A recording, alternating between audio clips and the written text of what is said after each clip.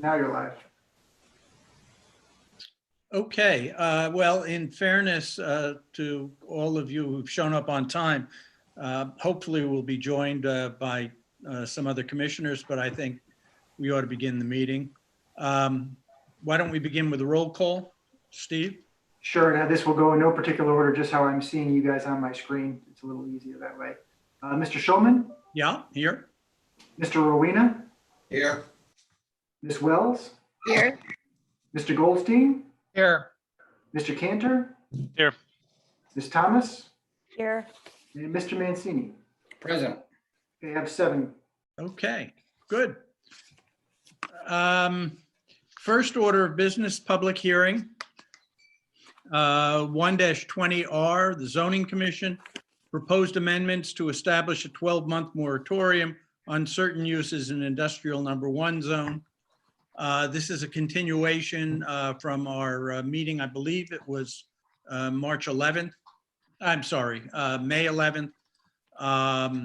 We voted to hold this open until this evening to allow, given the circumstances of COVID not allowing us to get together, we agreed to hold it open for further testimony from people and companies that we haven't heard from before. Steve, do you want to give a brief introduction? Sure. I'm going to just share my screen quick to pull up the, hopefully I can find it, which is always the trickiest part. Pull up my screen to show that it's not the right screen. Hold on 1 second.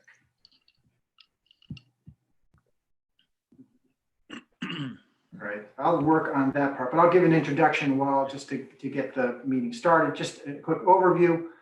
The city and the zoning commission for a longer time since I've been employed with the city has been wrestling with what to do with contractor yards. There are many contractor yards and contractors who operate well within the bounds of what's permitted by the city and are very good citizens and representatives of the city. Unfortunately, not everybody acts the same way. And there are also many illegal contractor yards that operate in and around the city. And it's a constant source of work for the planning and zoning department. Another facet of that is that the city is looking at its industrial zones and is about to start within the next month or so a study of them. How do we utilize those going forward? How do we maximize them for job growth? What are the type of industries that we want to see in the city? How can we attract those? So that all comes into play with that. The city has a very large amount and kind of dispersed amount of industrial zone land. So another thing we're going to look at is how that should be utilized going forward. And the idea of the moratorium is just for a 1-year period of time. And what that means is that if there is not an approved or an application submitted for a complete contractor yard prior to the enactment of the moratorium, that they could not apply for one during that time or expand their existing operation. And what I mean by expansion is that if you wanted to put up a new building or something like that, you would have to wait till the 1-year moratorium was over. I guess in closing, one of the things we want to do as part of the moratorium is to also differentiate between like a contractor yard where somebody is storing just vehicles. So say you're a plumbing contractor and you have 6 or 7 vans and you store some pipes outside. That's a different operation than somebody that has a yard where they're sifting material constantly and they're causing dust and those kind of issues. So those are small things, but we're going to look at that and differentiate that as part of the study. So that's kind of the background of why we're here. We did get a letter from Councilman Darnley Young asking about the moratorium when we were kind of at the beginning stages of the industrial zone studies. So the two kind of dovetail together with the timing of the moratorium and the estimated completion time of the study. Okay. Two additional commissioners have joined us, Michael Witherspoon, Roderick Johnson. So we're only shy one one commissioner so far this evening, and hopefully he'll be able to get online as well. Rules of public hearing. If you wish to speak, if you're on Zoom, use the raise your hand function, excuse me, on Zoom. If you are on the phone, I believe it's *9 Yep. in order to make comments. Again, because of the unique way in which we're doing this, I want to remind people that to be careful of their use of language. Inappropriate language, you'll receive a warning, but a second instance, you'll be cut off and you'll no longer be able to participate in this hearing. With that, we'll open it up to further comment. Anyone who spoke at our meeting on the 11th no longer has an opportunity to comment.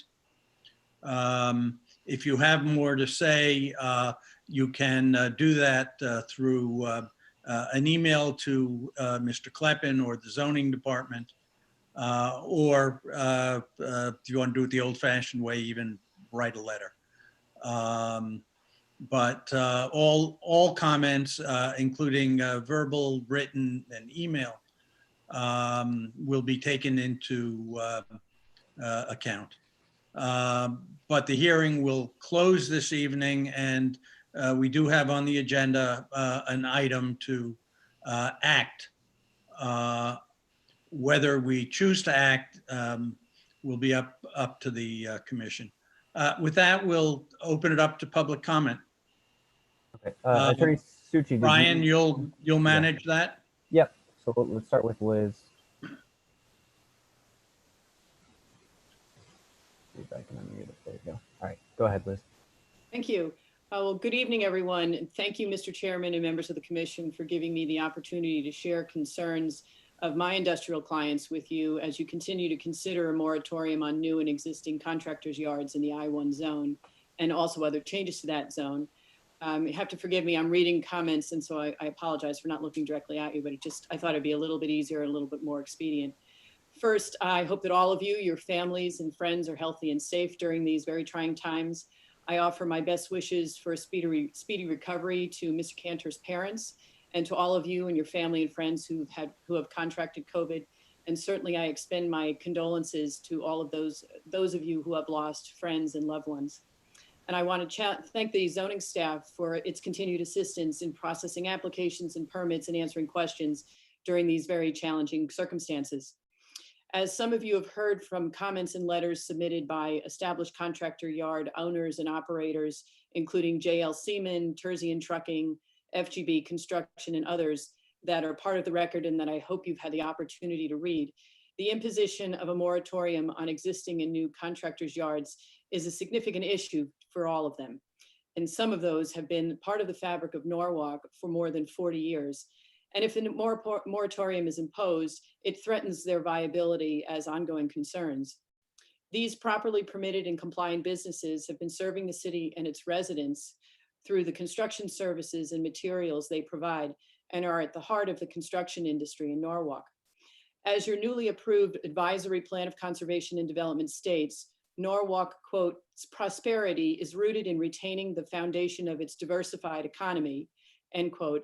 And these very businesses, quote, allow many Norwalk residents to work where they live, provide living wage jobs for all skill levels, and create a strong non-residential tax base. That's page 11 of the POCD.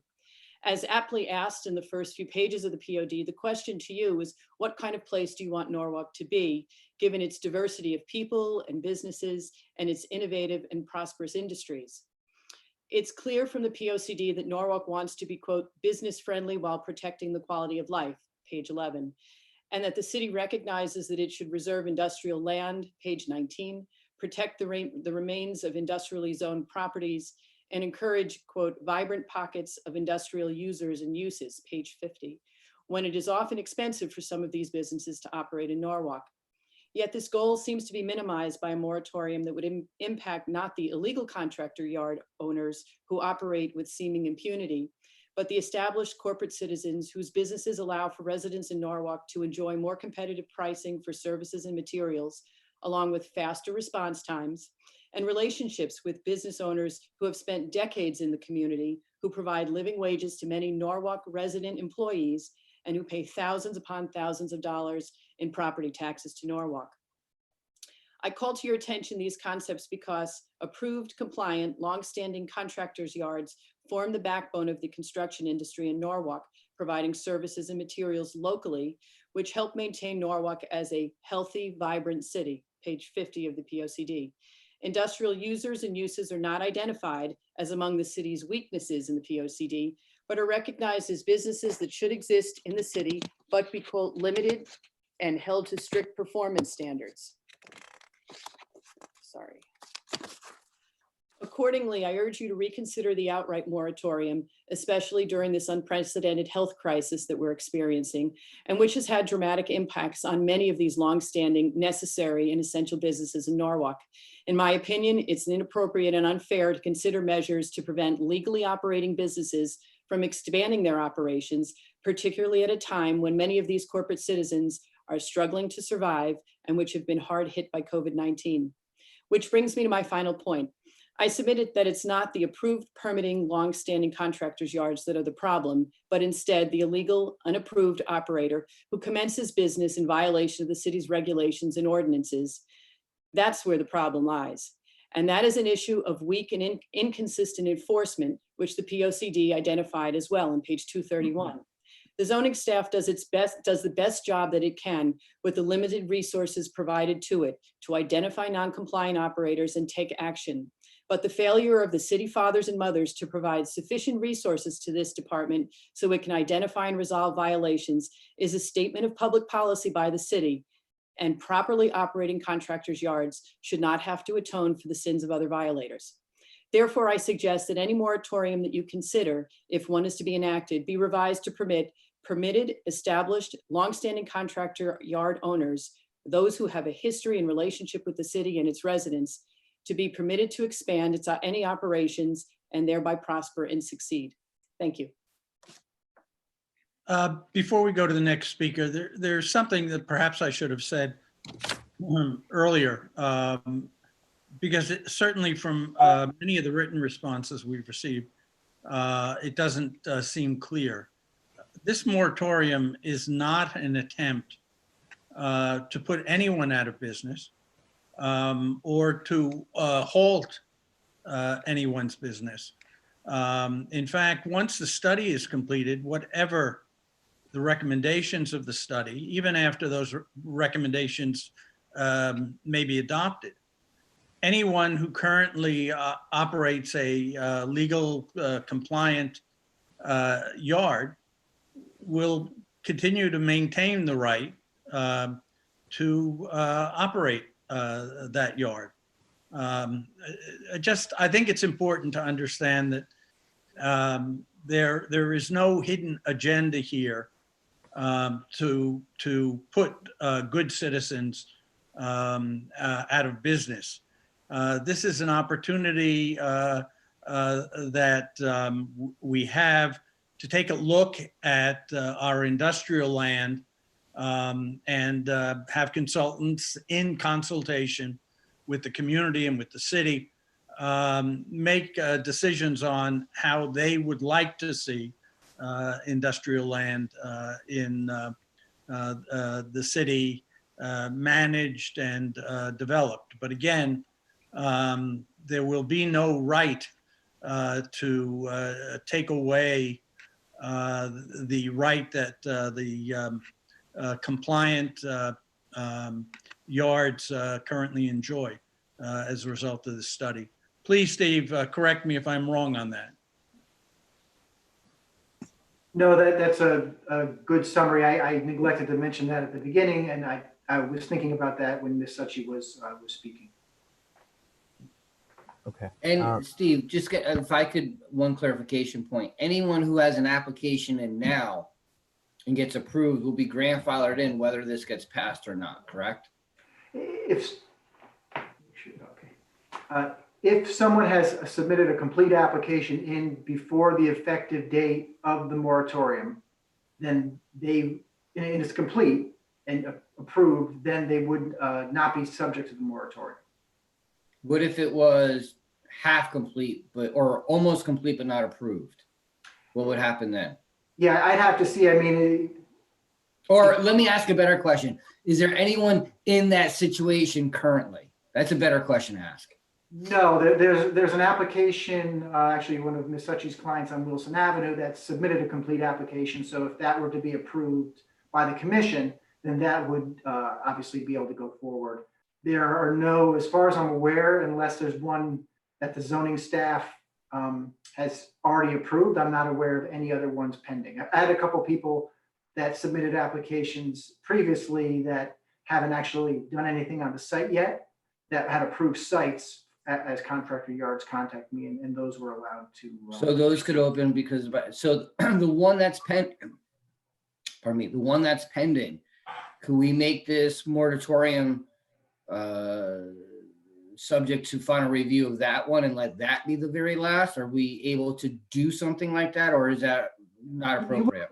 You wouldn't have to, because that one's a complete application. So if you voted yay on that application, he would be allowed to go forward.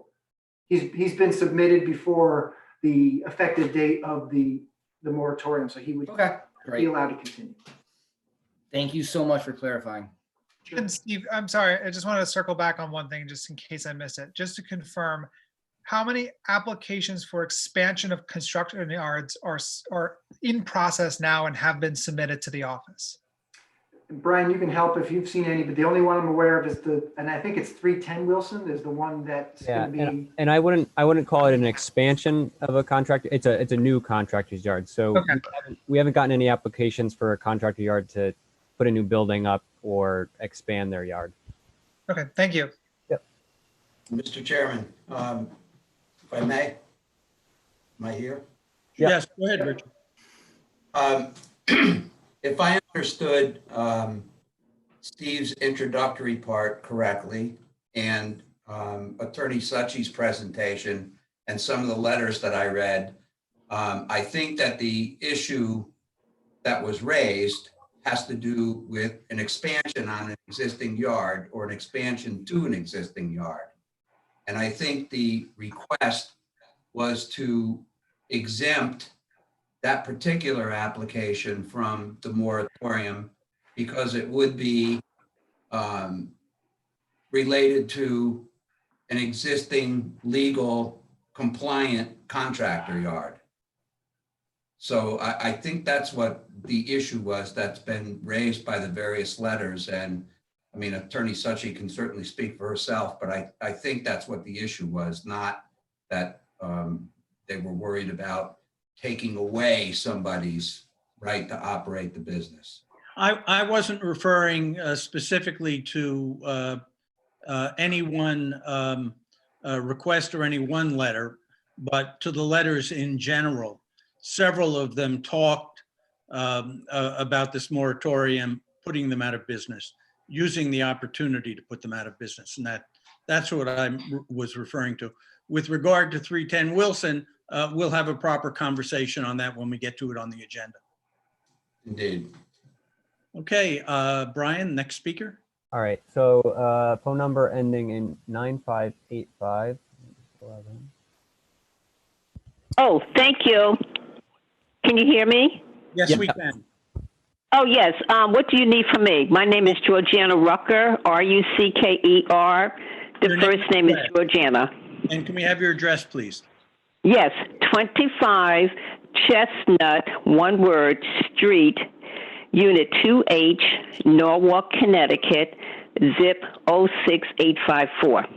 Okay, that's all we need from you. The floor is yours. Okay. Let me just start with, I hope that the city will go with the 1-year moratorium on this issue on the industrial land, the contract yards. And the reason why I say that, I think it's important with everything going on now, that we just hold off and be very cautious. We want to make sure that the study is done first. I think that's the right direction to go. Study first, listen more to the people and the neighborhoods, what they would like. And I agree. Once that decision is made, then we should move forward. In particular in South Norwalk, where I live at, I think it would be very, very helpful to just study first. And we want to protect the current businesses that we have. Everything is up in the air now. A tax base sounds great, but we don't know how that's going to work out. So I'm only asking that you just proceed with caution and do the 1 year first before you add anything new. Was that understandable? Yes, it was. Thank you very much. Okay, is my time up? No, if you have more to say, please continue. No, and I understand what the gentleman was saying about, we don't want to stop businesses. No, that's not the case now. We've seen what happened with the mall. Things can change overnight. Just proceed slowly. We want to make sure that the current businesses that we have, we support them and make sure they're able to stay alive. So that's my only concern, sincerely. And I thank you for taking my call. Thank you. All right. Next is Dominique Johnson. Good evening, everyone. I'm Dominique Johnson. I'm an at-large member of the Common Council. Thank you, Zoning Commission. It's nice to see you all.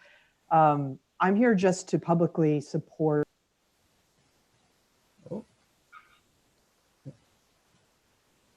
Oh, having issues. Hold on, Dominique. I'll get you back in here.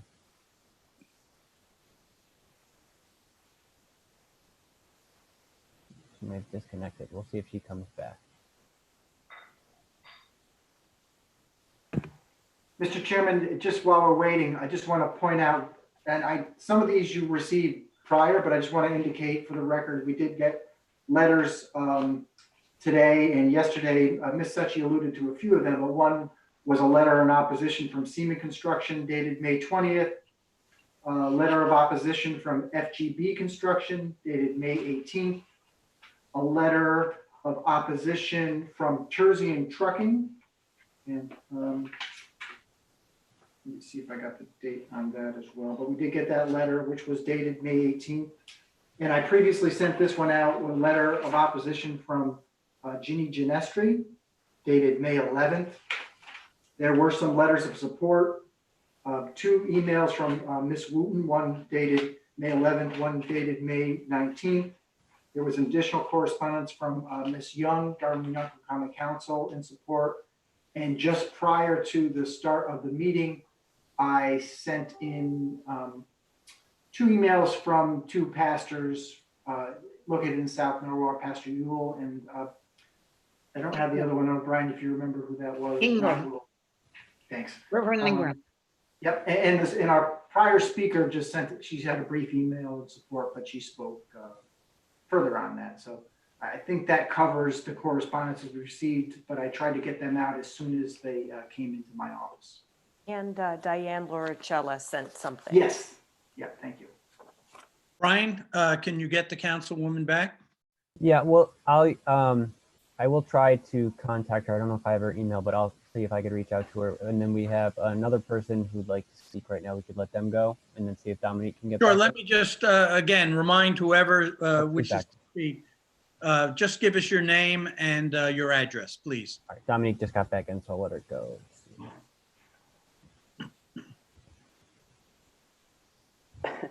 Hi, all. Thank you. Of course, the minute I start speaking, I get dropped. So I appreciate the chance to come back. Is it my turn? Great. Thank you all again. I'll be brief, but I just want to, as I said, publicly support the moratorium that my colleagues, council members, Darlene Young and Ernie Dumas are supporting as well, because as an at-large member, I have heard from many folks in South Norwalk, like the constituent that just spoke, that this is a moment where we can stop and take stock of what's going on in the neighborhood and hear from the neighborhood members themselves, specifically because we have a plan that is the planning process about to take place. This is a really unique opportunity to make sure that we don't set anything into motion before we have a plan in place. I've also heard from a lot of families that are concerned, especially now, about the health and well-being of their kids.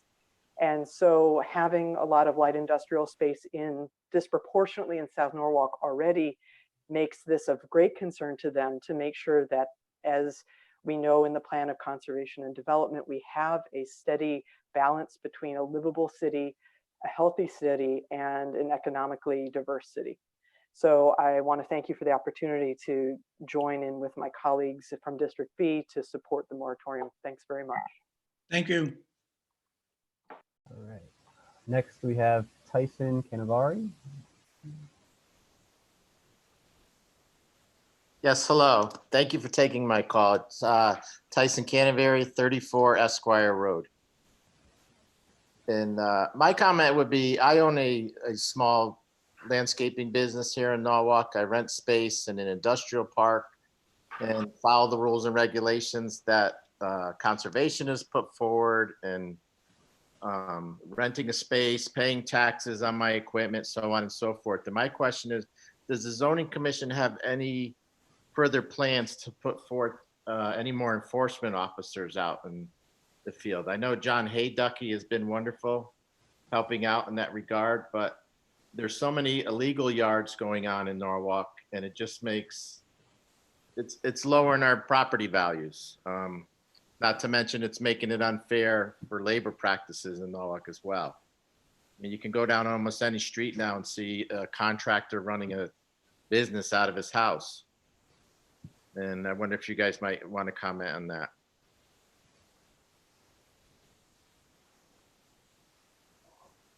Steve? Yeah, I was waiting for it in case you wanted to jump in, but yeah. So we've done a couple of things, and we recognize that, so we prioritize enforcement in our office on the types of complaints, with contractor yards and illegal apartments being the two highest priority items that we receive. Contractor yards are a little easier to deal with because there's usually visible signs that they're there. They're everywhere in every part of the city, so that's an issue. But we go after them. In addition, we've added additional staff responsibilities to inspections. We streamlined our process. Unfortunately, because of the pandemic at the moment, we haven't been able to continue with our citation hearings, but I can provide that to whomever wants to see. The agendas for those are loaded with contractor yards. So we have a process in place where once an inspection is confirmed, we send out a notice. Once the notice is received or not received, then we follow up and then we get them in the enforcement queue. Unfortunately, what happens a lot of times is that they'll just simply relocate from one place to another, then we have to start again. But yeah, I do understand that it's prevalent, and from talking to folks who've been working in this area a lot longer than I have, that it's gotten worse over time in terms of contractors operating out of neighborhoods where they weren't previously. But we do recognize that it's a significant concern. Steve, is there more that we can do, not in terms of enforcement, that's a separate issue, but in terms of the actions we can take against these illegal yards? No, the city enacted the citation process a while ago, so that gives the citation hearing officer the ability to fine them $150 a day from the date that the violation is confirmed by the citation hearing officer himself. Or herself. They probably hear me talking.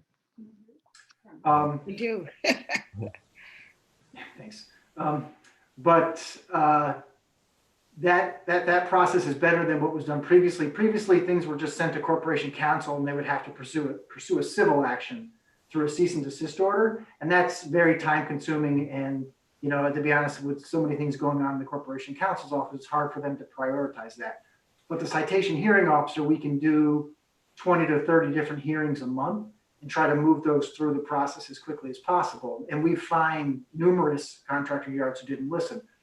It's not meant as a money-making or punitive scheme. It's meant to gain compliance. And, obviously some people comply faster than others. Some people are more readily willing to comply with the orders issued by the officer. So we've streamlined that process down now to the point where I think it's functioning pretty well, but unfortunately that's kind of been put on hold in the last 3 months. Sure. And I wasn't sure if Tyson, if you had anything more to add or. No, I appreciate that because I mean, driving around, you see a lot of that. And I did report a property a few weeks ago and they did travel down that street and the police all showed up to help as well and notified the people to clean up their property. But it's just a shame. I'm 4th generation here in Norwalk, and I see it more and more.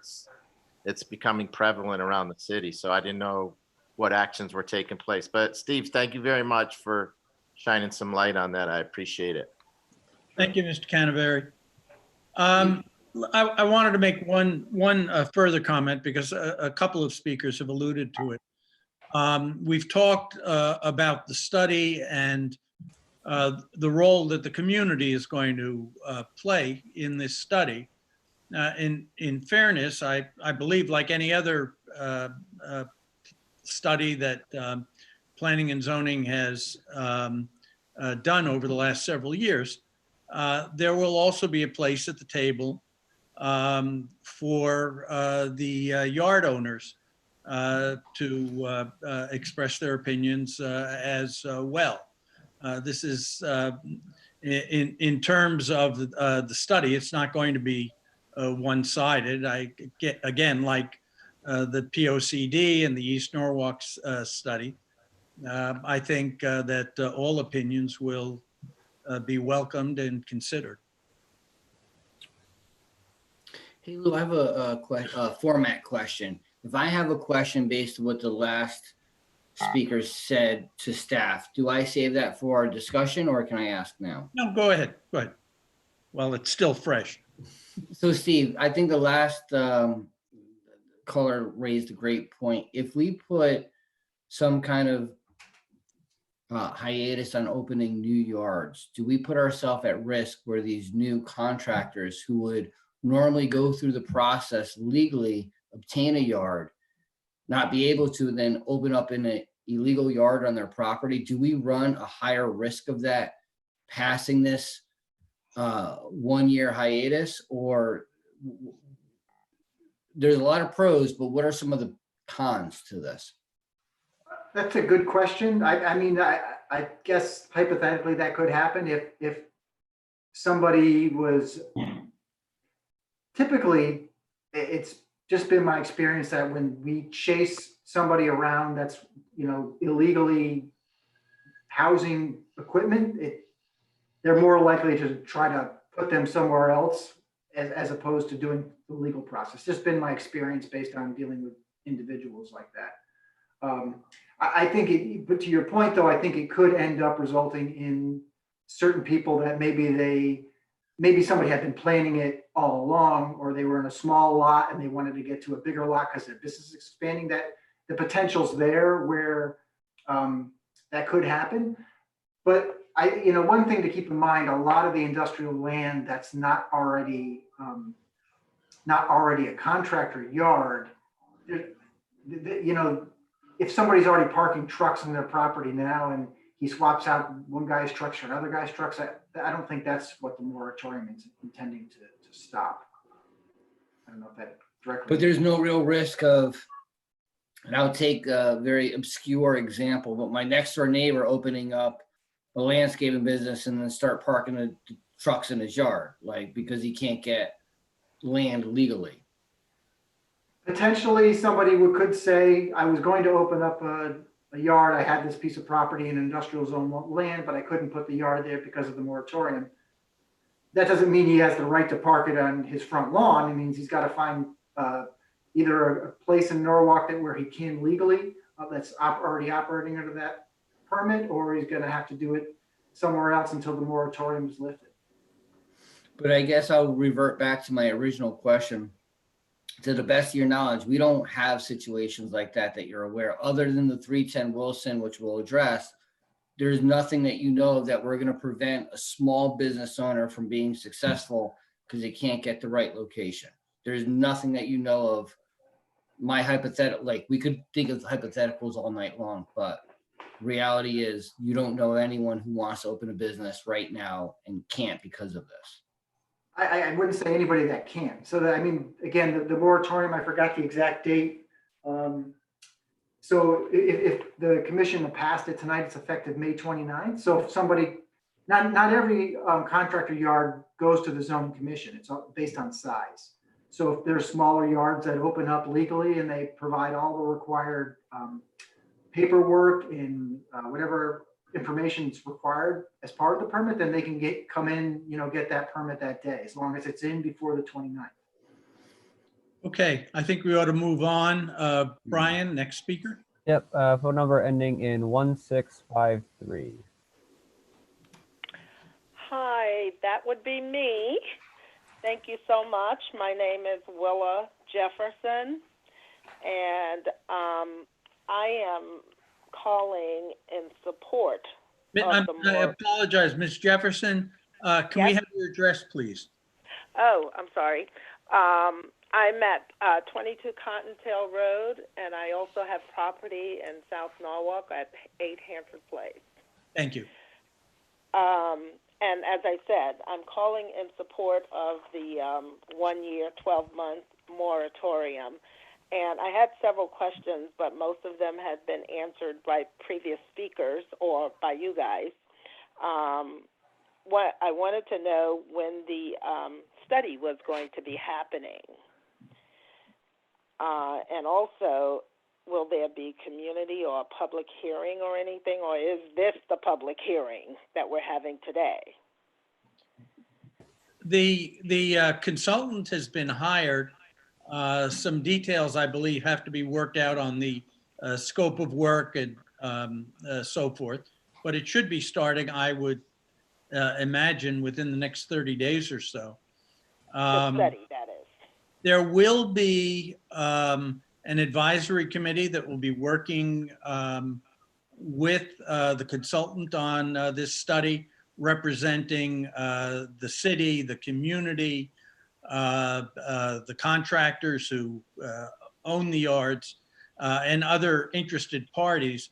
Beyond that, there will be a number of public meetings to discuss with the entire community the study.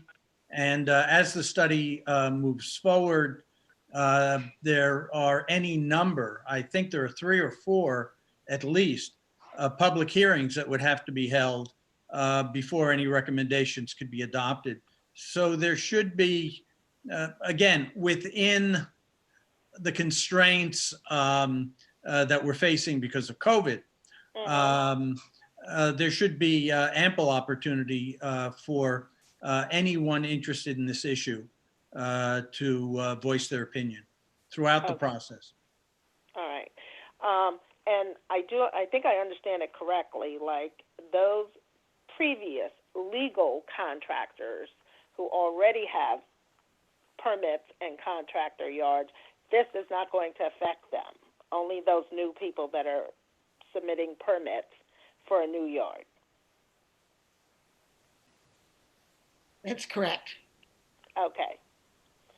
All right. Well, that's all I wanted to make comment on, and thank you so much for taking my call. And as I said, I am in approval for the moratorium. Thank you. Hello. All right, next, moving on, is a phone number ending in 3547. Yes, this is Clarence Foden. I live on Lexington Avenue. And thanks for the opportunity to speak. One of my main concerns, and this is something I just saw recently, there's a contractor's yard just around the corner.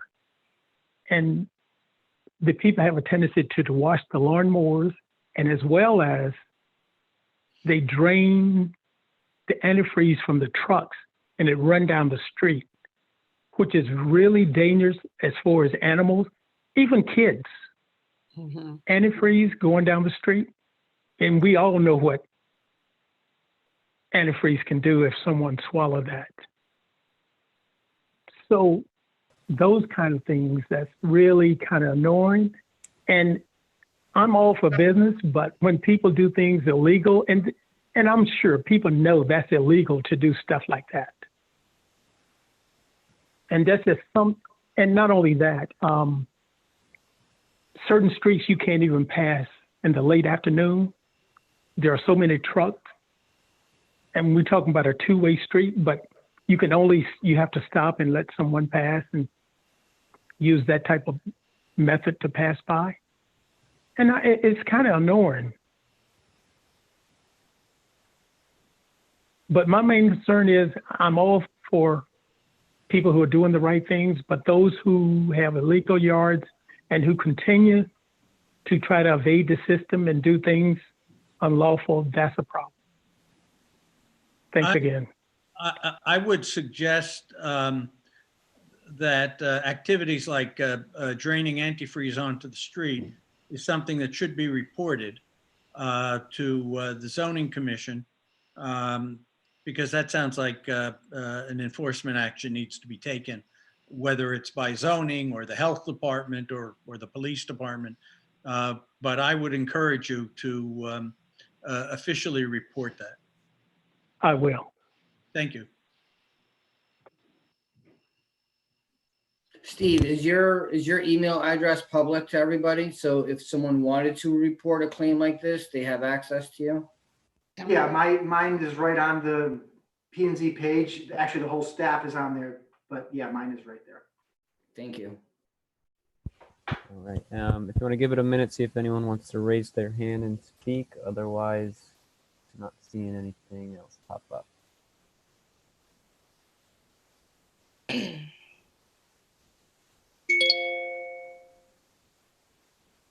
All right, we just got one.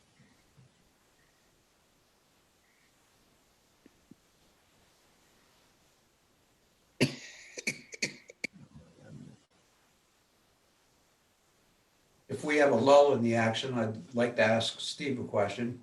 Well, we have a speaker who's muted.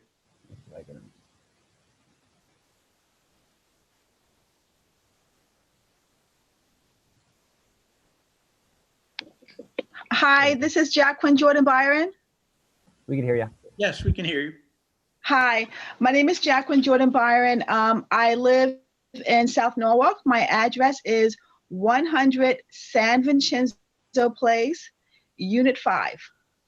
I am also the co-chair of District B, and we represent South Norwalk. And I'm calling tonight to give voice to the children who cannot sit in on this meeting. And by doing so, I want to bring to the attention of how these storage yards and how these heavy equipment, how it is affecting their quality of life in their neighborhoods. Although they do not vote and do not pay taxes, their parents do. And they have a right to the quality of life. Unfortunately, what is happening during this COVID-19 crisis, is that Black and Brown communities are affected far worse than any other community, especially in the tri-state area. Children who were thought not to have been affected by this is being affected by this in large numbers. And a lot of this is due to exacerbated environmental factors that negatively affect asthma, breathing, abilities to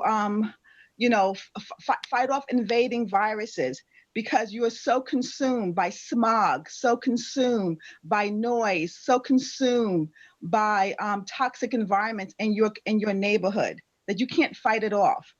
And I feel that in South Norwalk, we certainly do have our fair share of these storage yards and contractors, both legal and illegal.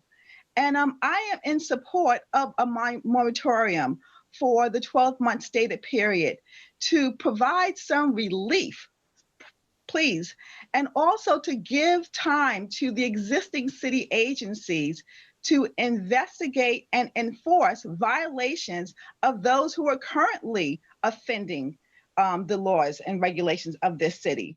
Why pile on more if you know that there are those who are already violating the law and are getting away with it? Why not take the time out to enforce those laws and tighten up the reins and make sure that everyone is on the same page? It is very important that South Norwalk, the citizens of South Norwalk enjoy the same quality of life as our neighboring towns. Thank you for your comments.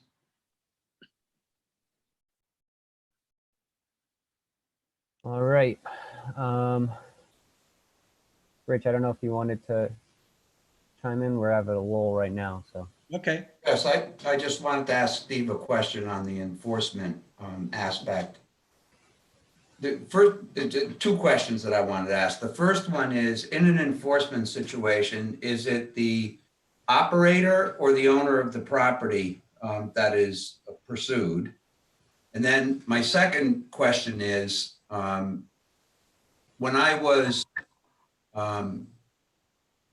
doing other things in my practice, I found myself in criminal court a number of times with property owners with zoning violations. And I wonder if that is still something that's being pursued by the zoning department. What was your, I completely forgot your first question. The second one I remember. What was your first one again? The first question was, are the property owners or the operators the ones that are being pursued?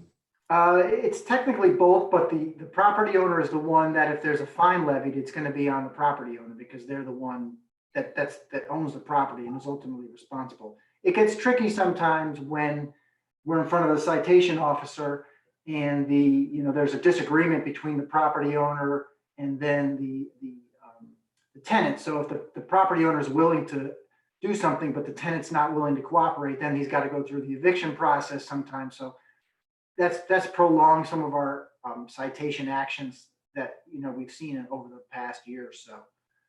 Well, it's interesting that you say that, because most of the time when the negotiations were happening, so to speak, between the state's attorney's office, the corporation counsel's office, and usually a lien who was in court, an eviction proceeding by the landlord against the tenant was usually part of the process.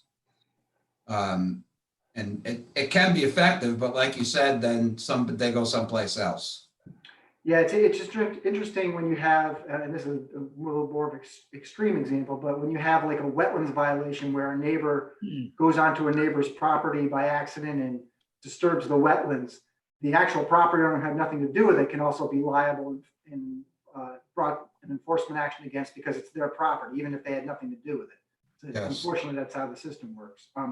We do use civil court occasionally now. And we've also looked at using housing court for illegal apartments. We kind of keep those for extreme cases when we've levied, put liens on properties on occasion too for some really chronic bad behavior folks. But the citation process, usually I found it to be pretty effective when we can establish a clear violation and get them on track and move it right through the system. Well, I thought the regulation that we enacted a while back, which gives the zoning department the authority to revoke a permit was pretty effective, but all of these conversations that we're having are illegal owners or illegal users, I should say, which kind of negates that as an ability to do anything. Anyway, thank you for answering. I appreciate it. Brian, do we have any other speakers? No, we haven't gotten anybody else. All right. If not, then we will close the hearing. I don't have a gavel. The hearing is now closed. We'll move on to section 4, which is review and action on pending applications. And of course, the first of those is action on item 3 above, the public hearing we've just concluded. So I would like to hear from each of the commissioners on how you feel about this moratorium. And why don't I just simply call out the names, excuse me, one at a time as I see them on the screen. And that would be starting with Richard.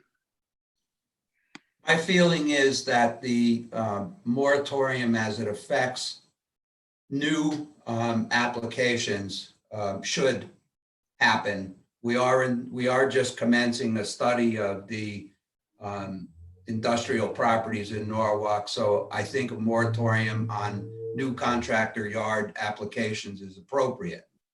I also believe that exempted from that should be an expansion of an existing contractor yard as long as they have no zoning as long as it's permitted and there's no zoning violations. That's all I have to say.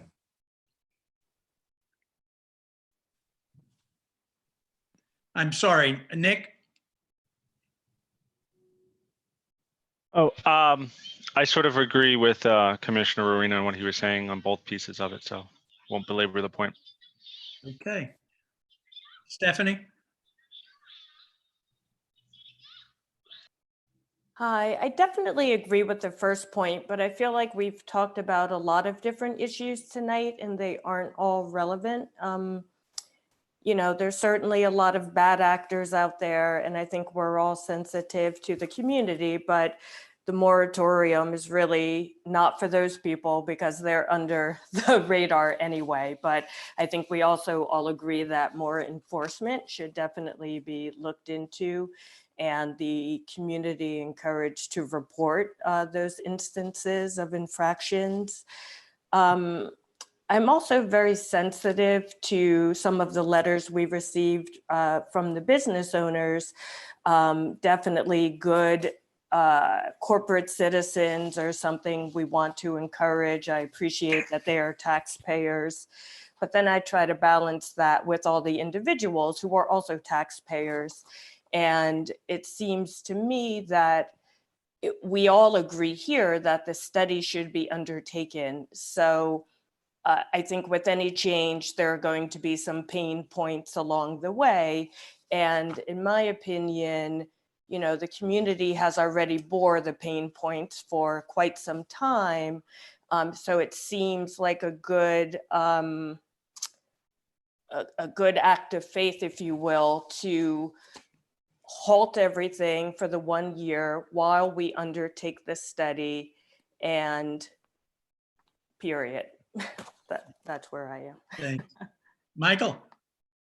I'm in support of the 12-month moratorium as well. I think it would really help out South Norwalk, and also we can conduct the study. Thank you. Rod? You're muted. I'm sorry. You've got yourself muted. Unmute myself. There you go. Yeah, I agree with the previous comments, and I'm definitely in favor of the study. And this has been a vexing problem for all of us for many years. And my only concern is that I don't know if 12 months is the right amount of time, whether this could be done in a shorter period of time or not. But I have to be guided by Steve and his staff to make that judgment. But I'm in favor of the moratorium and definitely the study. We need the study too. Thank you. Frank, you're also muted. Yep. So I am 100% pro business in Norwalk, but I think everyone who's in the pipeline will be addressed and hopefully approved.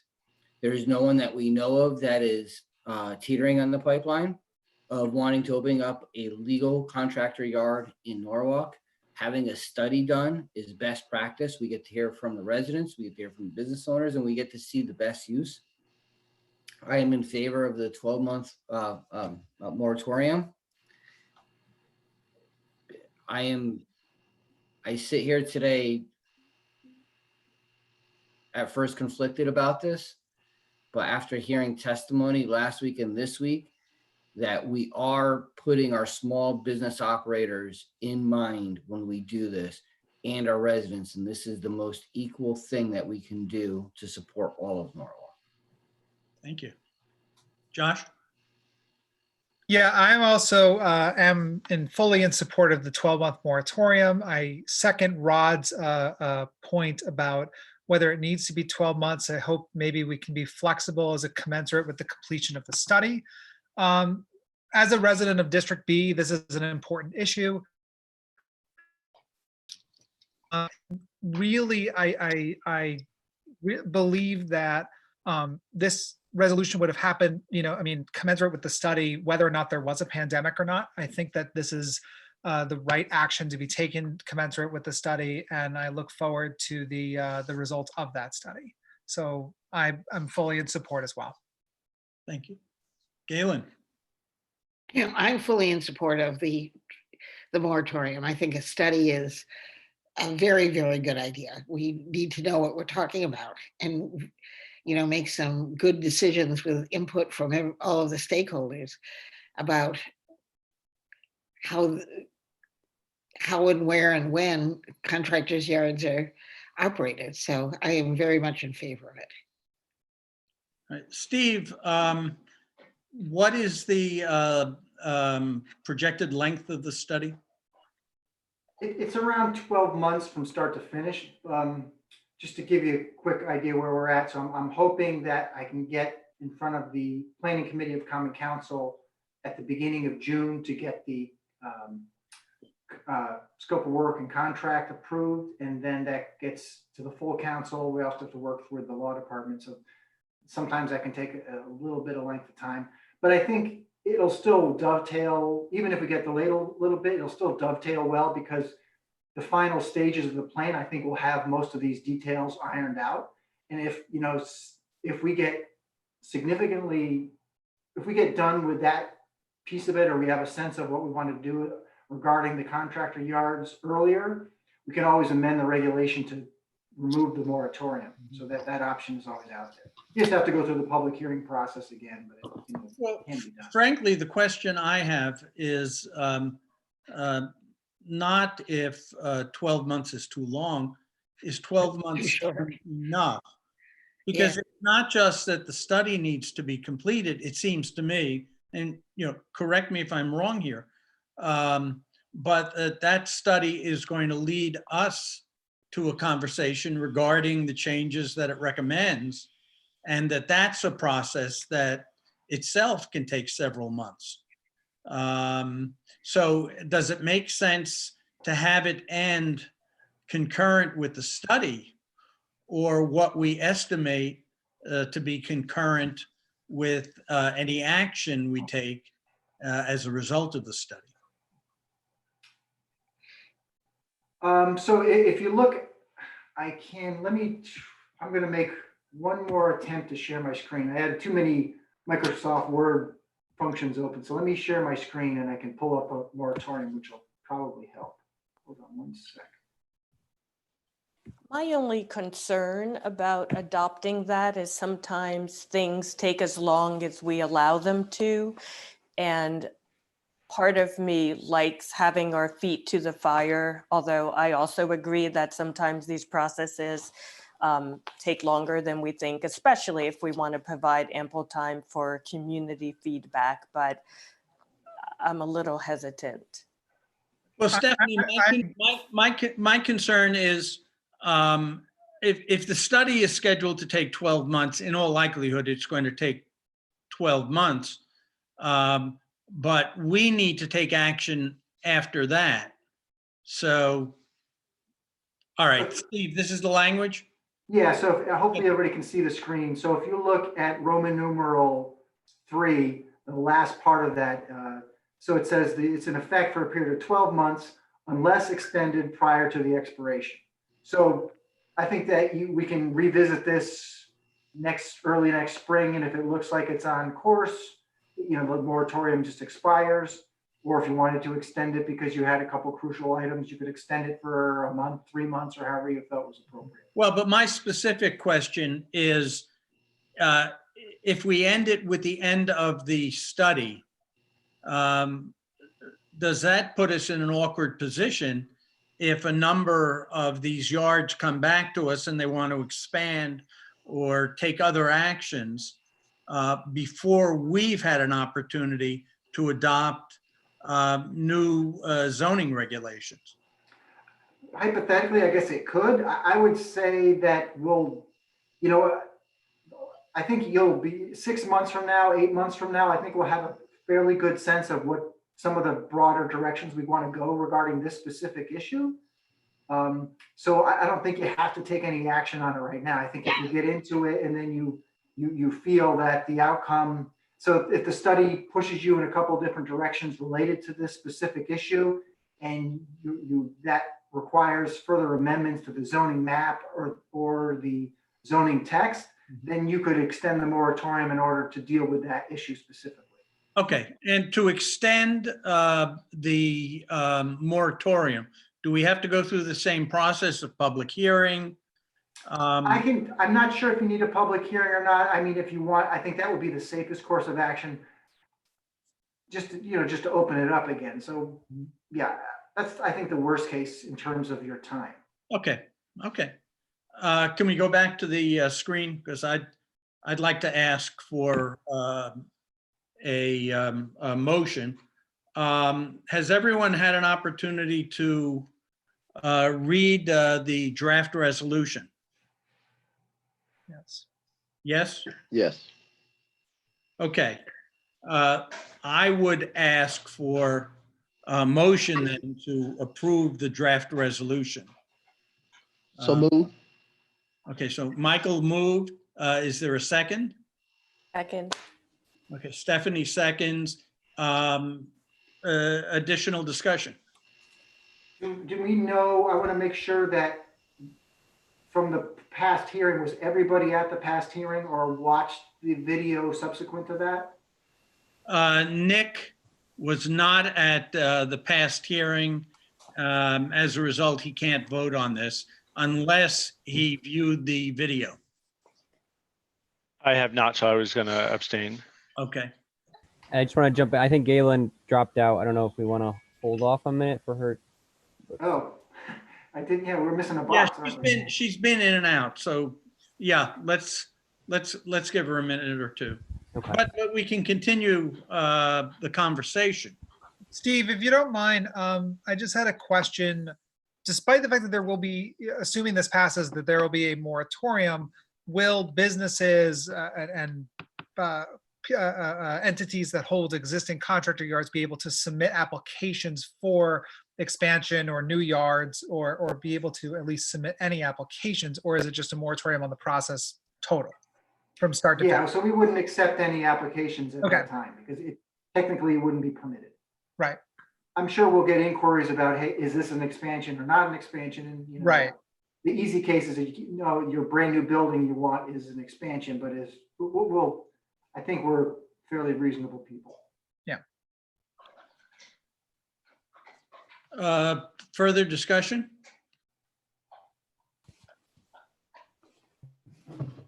I can try to email Galen. I don't have her number. Okay, well, maybe she should dial in.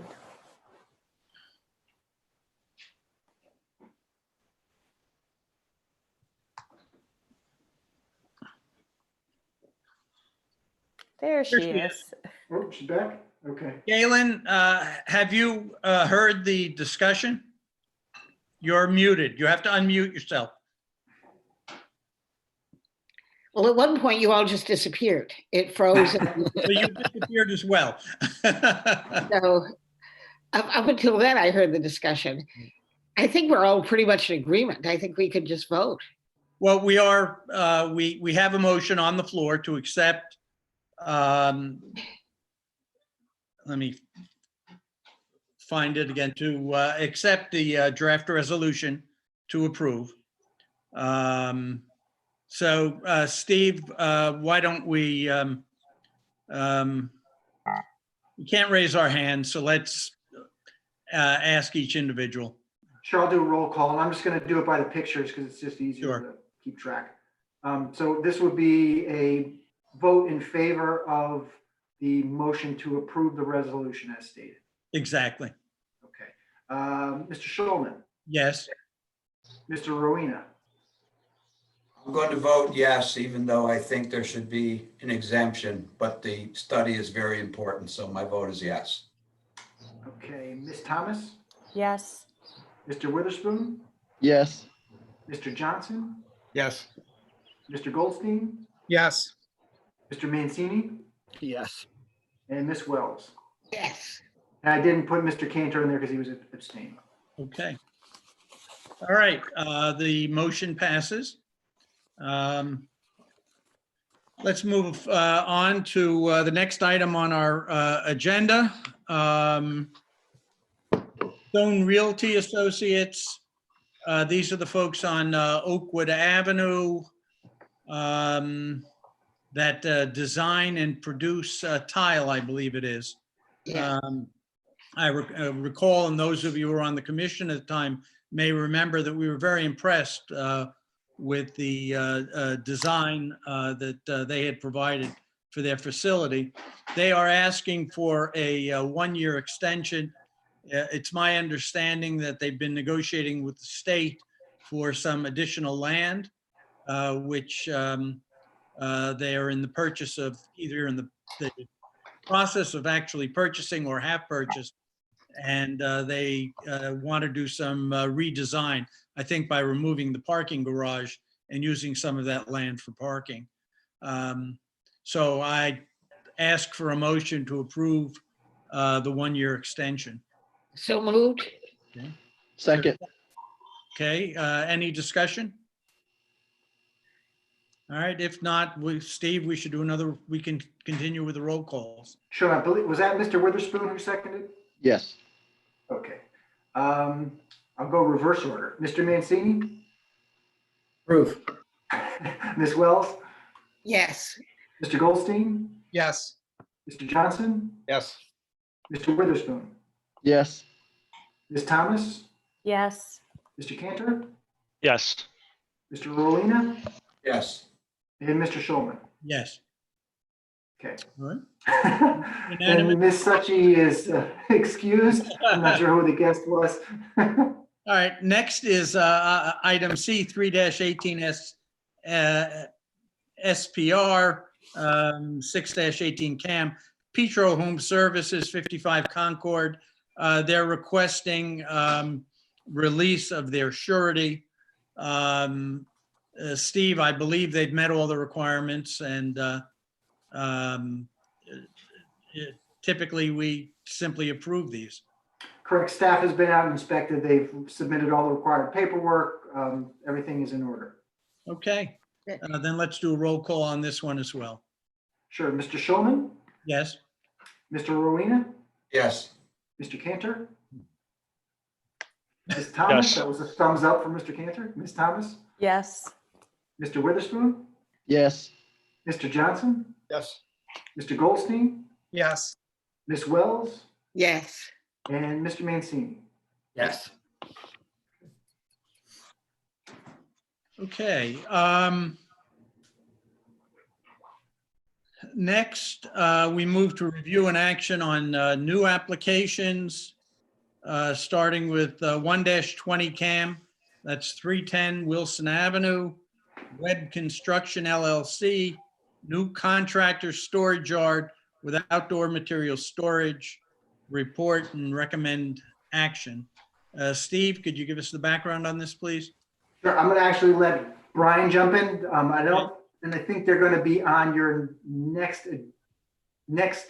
regular agenda. Yeah, I Okay. don't know if you wanted to hold, they wanted to postpone till next meeting, unless you guys wanted to look at the. Yeah, I think they wanted to. Attorney Suchi had requested that we not go forward in Okay. order to give them time to respond to staff comments. Okay, that's fine. I see that Attorney Suchi is now gone. Yeah, that's probably better to wait. We can talk about timing towards the end of the meeting. Okay. Next, three items are Merit Station, Norwalk. All three say Merit Station, Norwalk. You want to fill us in to the extent that you can? I assume this is just the receipt of material. Yeah, so we did get that out to you earlier than, like typically if we were sitting in a room together, we would hand it out tonight, but considering the volume and scope of what's being proposed, we wanted to get that out to give you as much time as possible. We have the special meeting set up next Tuesday night, and I can't remember the time. It might be 6:30, but we'll definitely get you a reminder out about that. But there's three applications. It's very large. It's a 16-acre redevelopment. The majority of it being housing with some ground floor commercial. With there's conservation, open space considerations. What we'll talk about next week is the applicant will be there to present their overall concept. We've been in contact with our peer review planning team and gotten some thoughts from them. We'll bring that up with the applicant before the meeting. And I anticipate Friday getting you a staff memo with our kind of laundry list of concerns and questions that we put together. Right. I mean, this is a project which, at least for Norwalk, in terms of the scale, the size of the buildings, the height of the buildings, is really unprecedented. So this is something that we're going to need a good deal of time to digest. Yeah, just to point out too, in case anybody from the public is interested, that's tuning in, the application materials are up on the Planning and Zoning webpage under the application. So anybody had wanted to look at them could scan through those. And as new materials get presented, we'll add them to that site as well. One question on that, Steve, and I haven't fully digested all this stuff yet. Are needing for zoning rewrites or amendments to the regulations to accommodate the plan, or is everything pretty much currently within scope? It's just a approval sort of thing. No, they've got a pretty comprehensive text amendment they proposed. That's the one thing I've had some quick conversations with the applicant about, trying to significantly truncate that portion of it to make the text more aligned with what is in the regulations now. I'm trying to get away from the practice of too many new uses and too many rewrites, try to make it a little simpler. So I'm going to hopefully have a little more information on that from the next meeting. Okay, thank you. Okay, outdoor dining? Sure. So you may have seen, and the mayor's put out some different announcements on this over the last couple of days, that Connecticut starting today, I don't know if there was a specific time, but it was May 20th, that they could resume or start outdoor dining, not allowing indoor dining at this time.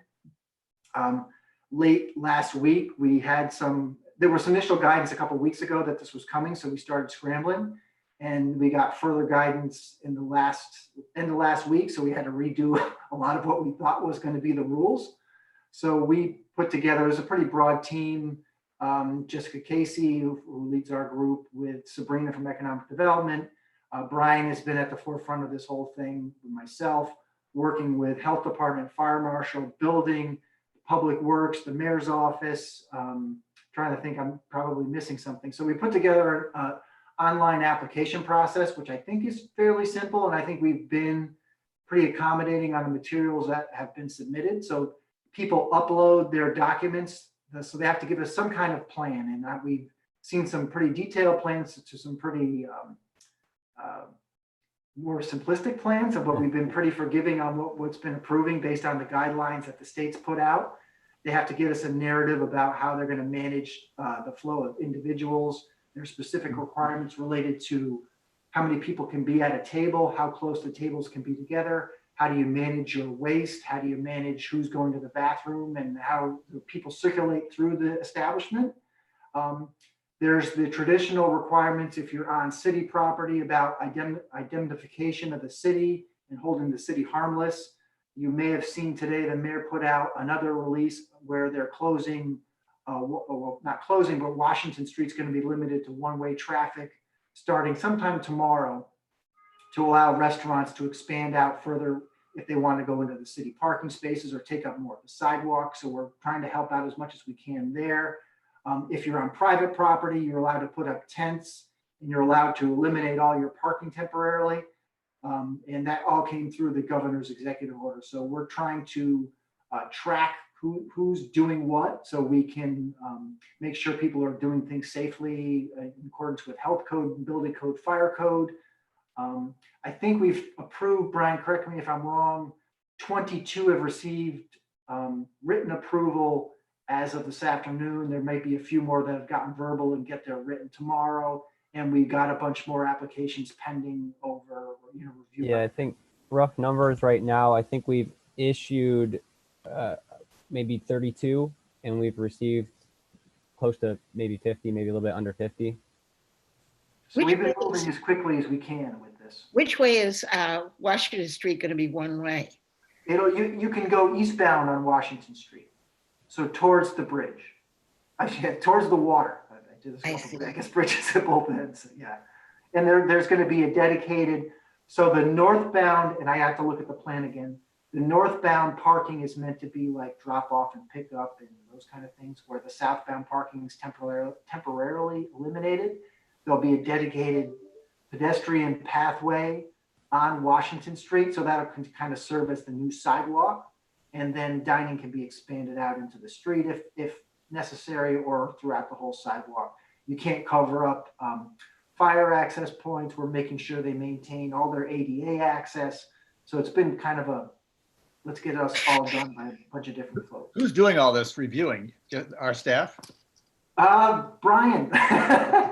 Well, Brian's the point person on this. That's great. Well, thank you, Brian. No problem. He's been a busy boy for the last. East Norwalk TOD. Stephanie, you want to jump in and I can fill in? Oh, you're muted. Oh, you're muted, Stephanie. Maybe on purpose. No, I had to leave Monday's meeting early. Did the conversation go much further after I left? I don't recall what time you dropped out. I think we ended about 8:45. I left at 7:20.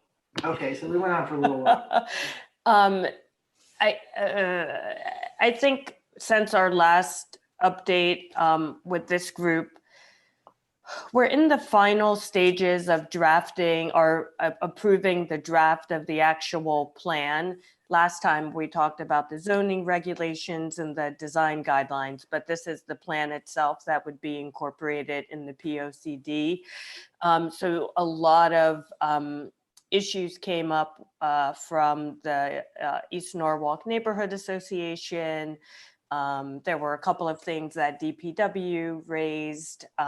So when I left the meeting, we hadn't really resolved any of that. But I think the pushback from the community seems to be taking us back to maybe 5 or 6 months ago, where they're really reluctant to see the added density because their fear is that most community members have said since day one that they don't want more apartments and they don't want traffic worsened. So as you may recall, in the current plan, in exchange for certain amenities, we would allow 1 additional floor. So right now, according to code, they can do 2.5 stories. And in the new plan, the maximum would be 3.5. So they are looking at it from the perspective of what happens to the community if every parcel built out to the greatest allowed. And Steve, I forget the number of apartments that could potentially mean. So when I left, we hadn't made much headway.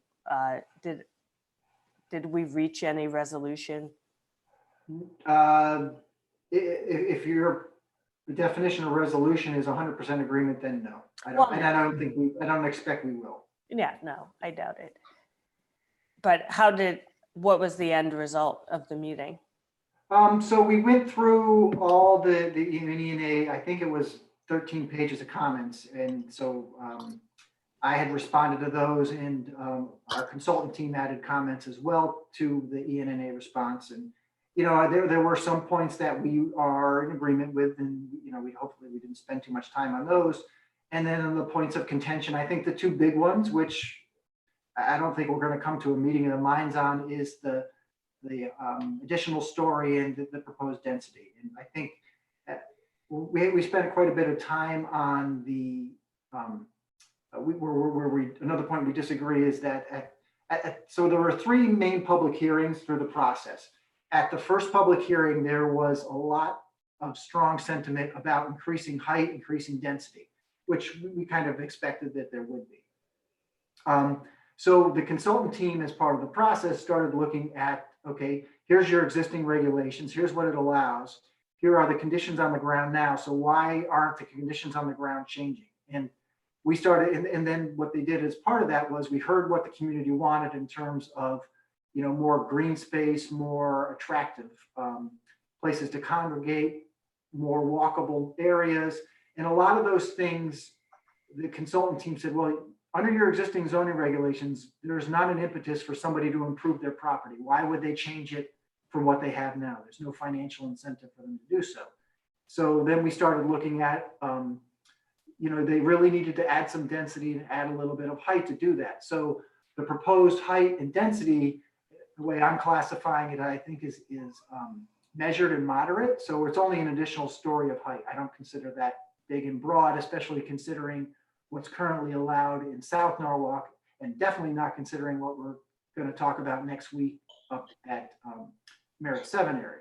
So I think it's a measured approach. I understand they don't agree and they would prefer we don't pursue this. So, you know, we'll go through the process and see where it ultimately comes out. I think I don't want to speak for everybody, but I think the majority of the committee is in favor of what's proposed.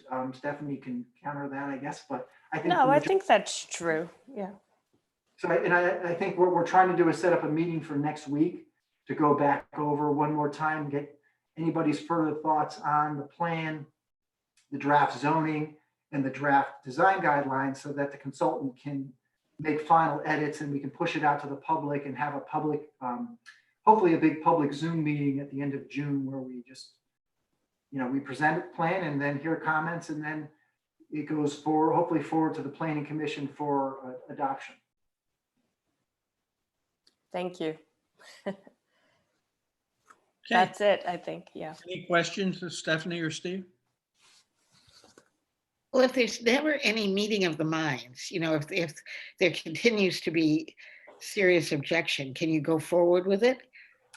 I mean, oh, sure. I mean, ultimately, I mean, obviously we prefer to have 100% agreement. That's never going to happen on any plan. I've never seen that, but we'd like to get, you know, there's different stakeholder groups that are part of this. So we had ENNA, which is a neighborhood association in East Norwalk, East Norwalk Business Association, the taxing district, council members, planning commission, zoning commission. We tried to get that to East Norwalk residents, even so Stephanie being an East Norwalk resident, Brian Baxendale from planning is an East Norwalk resident. So we tried to get as many diverse groups in the area as possible, in addition to the staff folks that are helping out with the plan. So if we get to the stage where we're at a big public meeting and there's a lot of back and forth among the residents, then I think we'll have to just review that. I mean, if it was 90% of the public come out and said, we don't want this, then we might be forced to reevaluate it. I don't think that'll be the case among the residents, because I think there is more out there that think what we're doing is reasonable than I saw the plan and I think it's dynamite. I mean, what you guys are doing is going to make that area so much better. I mean, I commend you. Everyone on that commission, I think it's great. Seriously. Thank you, Frank. Okay, any further comments on industrial zones? It's on the agenda. Yeah, I think we covered it, because I think the next step is just need to get it through law department and common council. Okay. The minutes of our last meeting on May 11th Can I have a motion to approve the minutes? I did have a edit, I think, hold Sure. on. On the second page, if memory serves, this reads that Ernie Dumas spoke in favor of the contractor's yard, but I thought he spoke in favor of the moratorium. You're right, you're correct. Can I ask for approval of the minutes with that one correction? I'll move that. Moved by Rod, seconded by Frank. Steve, I think we can do this by acclamation. All those in favor? Aye. Aye. Any opposed? Nick, you're going to abstain? And Nick abstained. So otherwise, everyone was in favor. Comments to the director? Nothing further, unless you have questions.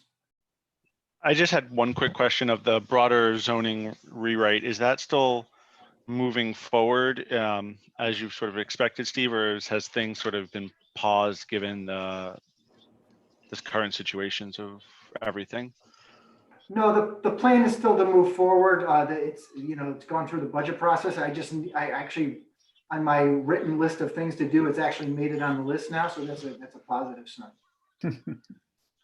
Awesome. Steve, this issue of enforcement, is there anything we can do to help you so that you can have the resources to strengthen your enforcement efforts? I think when you hear about things, one thing to do is to, and it may sound a little odd, but is to pressure us to make sure we're doing what our jobs. Frankly, that's the best way I think to handle it. I think the way that the department was structured previously put a little too much pressure on like almost one person having to solely deal with all the complaints. And literally, we average 5 to 7 new complaints a week. So that's each one has a process and a step and requires inspections and sending out letters. So there's a lot of steps involved. So we actually wrote a standard operating procedure, I don't know, probably 18 months ago, I think, which has streamlined things a little bit. And I'm trying to pull more people into doing the inspections. So we have more eyes out there, freeing up office time to do more of the paperwork. Well, so that we have a better idea of what's going on, is it possible for you to provide us with a list of outstanding violations and where they stand in the process? Yeah, so we have some of that done. We look at that and we actually started mapping it. So I can send you some of that information that might need to get updated. But what we've tried to do is map it. So so some people are out doing inspections for something unrelated to a violation. If they're in a neighborhood, we want them to go out and say, oh yeah, there was a contractor's yard in this neighborhood, a report of one. I can swing by, take a look to see what the status is and take a picture. I think that helps move the process. Okay. But I can get you, I'll get you what we can put together.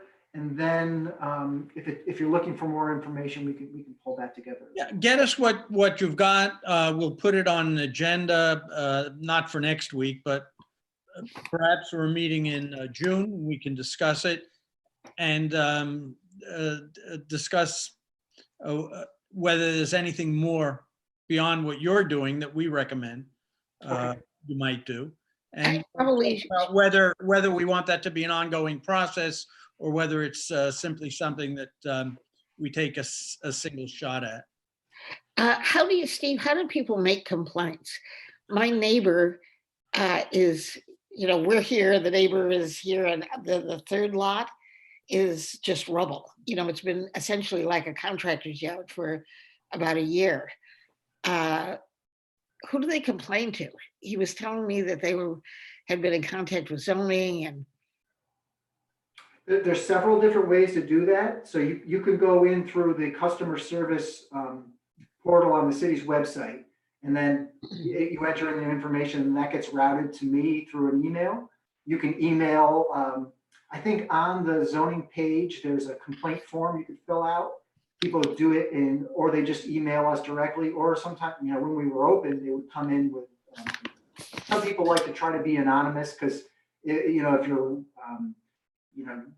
ratting out your neighbor, for lack of a better term, sometimes they're going to know who's doing that, and they're fearful of retribution. So sometimes we take that tack as well.